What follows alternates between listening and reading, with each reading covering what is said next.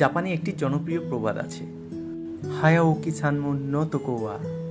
এর মানে হলো the early bird catches the worm, অর্থাৎ ভোরে ওঠা মানুষ বেশি সুযোগ পায়।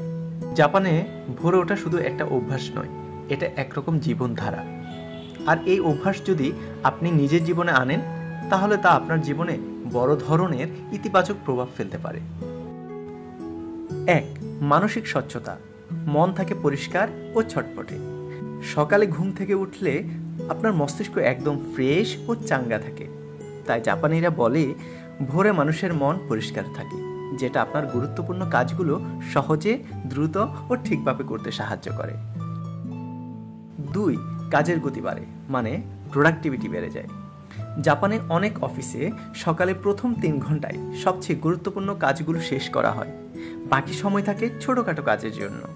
আপনি যদি ভোরে ওঠেন, তাহলে আপনার মন থাকবে একাগ্র ও শরীর থাকবে চাঙ্গা, ফলে কাজের গতি অনেক বেড়ে যাবে। 3.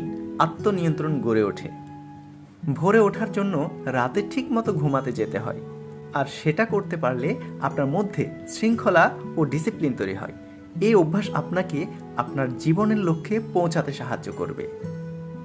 4. মনোযোগ বেড়ে যায়। ভোরে চারপাশে কম শব্দ, কম ব্যস্ততা থাকে, তাই মনোযোগে ব্যাঘাত ঘটে না।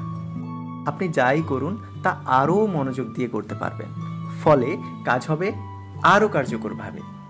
5. শরীরের জন্য উপকারী। ভোরে উঠে হালকা ব্যায়াম বা অন্তত 30 মিনিট হাঁটা আপনার শরীরের জন্য খুবই ভালো।